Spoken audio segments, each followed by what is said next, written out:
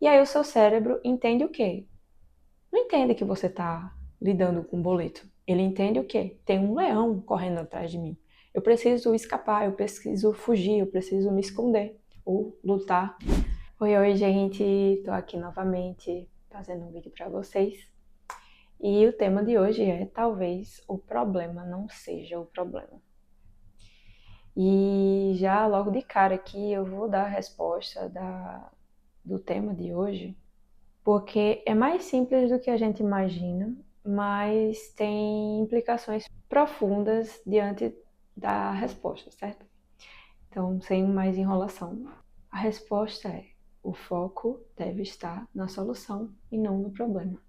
Foco na solução e não no problema.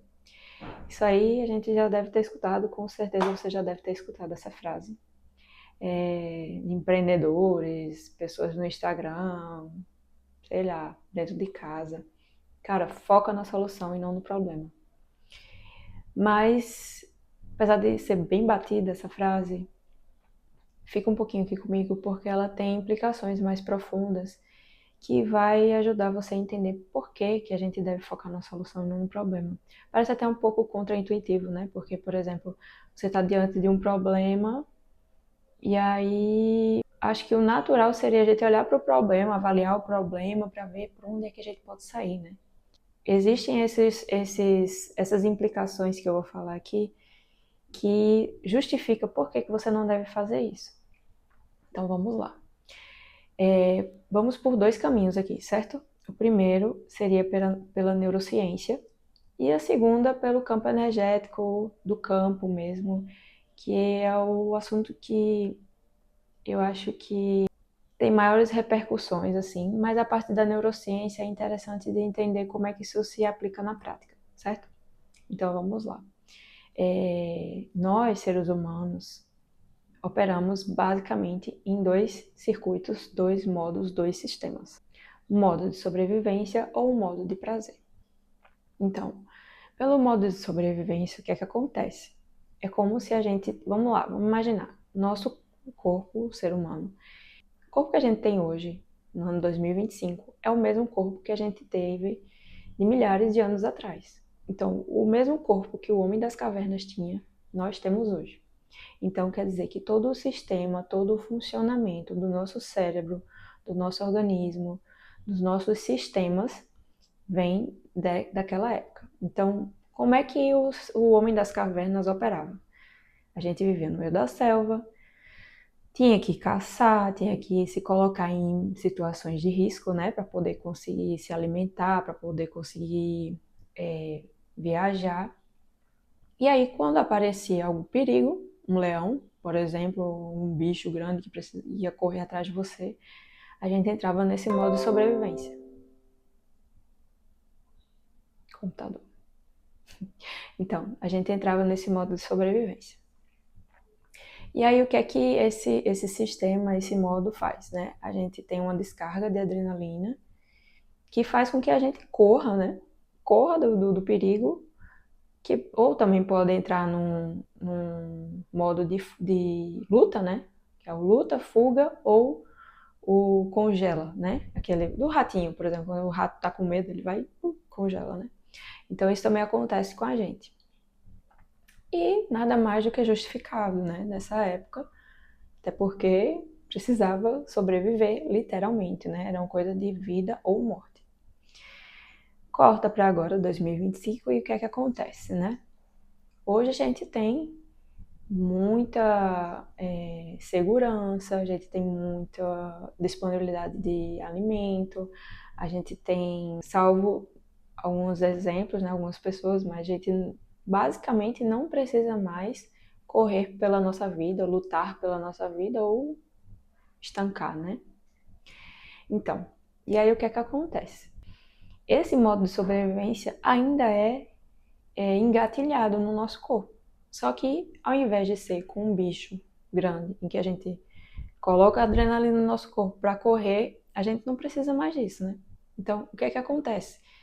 Ele é engatilhado mais quando, por exemplo, você está diante de um boleto, ou diante de uma reunião estressante, ou, sei lá, teve alguma discussão em casa, situações estressantes ainda assim, mas não o suficiente para que o corpo precise descarregar toda essa energia, né? Então, todo esse estresse, toda essa ansiedade começa a se acumular no corpo. E aí a gente começa a operar só em modo de sobrevivência. Por quê, né? Porque esses hormônios estão em enxurrada no seu corpo e não tem uma forma de descarregar. Então, quando a gente está nesse modo, o nosso cérebro ele entra em modo de economia de energia. Então, não é uma prioridade para o seu cérebro buscar soluções, por exemplo. Então, vamos lá. Você recebeu um boleto. Nossa, não tenho esse dinheiro, não tenho dinheiro para pagar isso aqui. E aí o seu corpo começa a dar aquelas descargas, né, de hormônio, de estresse, de ansiedade. E aí o seu cérebro entende o quê? Não entende que você está lidando com um boleto. Ele entende o quê? Tem um leão correndo atrás de mim. Eu preciso escapar, eu preciso fugir, eu preciso me esconder ou lutar. E aí ele não deixa espaço para que a parte criativa do seu cérebro funcione, que é justamente o que a gente precisa para encontrar soluções, né? Sei lá, de como ganhar dinheiro, de como sair daquele problema. Então, esse é o primeiro motivo do porquê que a gente entra nesse looping de ter um problema e aí começa a ficar estressado e aí não consegue ver saída e aí o problema começa a crescer. Ok, essa é a primeira parte da neurociência. Indo para a segunda parte agora. O nosso cérebro também é muito, muito bom em detectar padrões. E aí, o que é que isso se desenrola dentro de uma situação de problema? Vamos dizer que você decidiu hoje comprar um carro X, da marca tal. E aí, magicamente, começam a aparecer vários carros desses na rua. E você, nossa, decidi essa semana que eu ia comprar carro X e agora esse carro começa a aparecer muito assim na rua, começa a ver demais. Então, se implica, né? Na neurociência também se explica. Esse é um fenômeno chamado de cherry picking. Cherry picking que se traduziria de pegar a cereja do bolo. Você está lá catando a cereja do bolo. E aí o que é que acontece, né? Quando você decide fazer algo, o seu cérebro começa a afunilar o foco dele. Então, tudo o que ele vai procurar é coisas que reforcem aquela decisão, ou aquilo que você está olhando, ou aquilo que você está focando.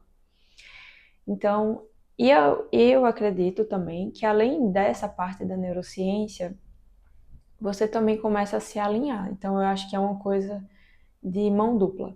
Tanto o seu cérebro começa a focar melhor e ver padrões dentro do que você decidiu, como também situações começam a convergir para que aquilo se torne mais comum na sua vida, enfim.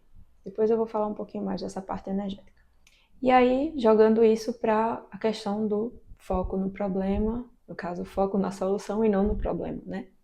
Quando a gente está em um problema, em que a gente só olha para aquele problema, você está ensinando o seu cérebro a ele procurar mais daquilo. Então, não só dentro daquele escopo do problema que você está tentando resolver, mas tudo que se alinha energeticamente àquele problema também vai aparecer para você. Então, até o pessoal fala como se fosse uma Lady Murphy, né? Quando o negócio, você está estressado, está ansioso, começa uma sequência de coisas erradas acontecendo uma atrás da outra. Então, é literalmente uma bola de neve, sabe? Se você não tem consciência disso, e dependendo da gravidade do problema, né, que precisa ser resolvido, a pessoa literalmente se encontra enjaulada.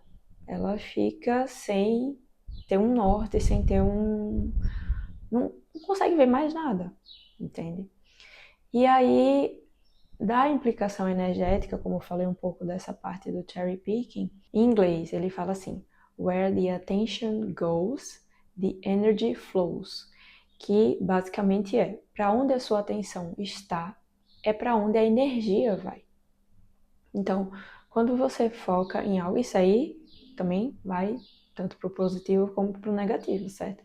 Então, aonde você vira a sua atenção, a sua energia vai junto. Então, isso acaba dando mais corpo, né, para aquela situação que você está vivendo. Então, se você foca no problema, aquela situação começa a ganhar um volume de energia grande, e aí outros problemas, outros obstáculos, outras situações vão acontecendo, fazendo com que você simplesmente continue naquela situação, certo? E aí, pensando agora no que vocês podem estar indagando, né? Então, Amanda, eu tô num problema, eu tô estressado, eu tô ansioso, e aí? Como é que eu vou conseguir mudar o meu foco para uma solução se eu tô dentro desse buraco, dentro desse redemoinho, dentro dessa bola de neve que eu criei, né? E aí, gente, o primeiro passo é justamente esse: você tomar consciência. Tomar consciência de que você está se embolando mesmo, está entrando num buraco negro de situações, de coisas ruins ou de problema, ou não consegue ver a solução do problema.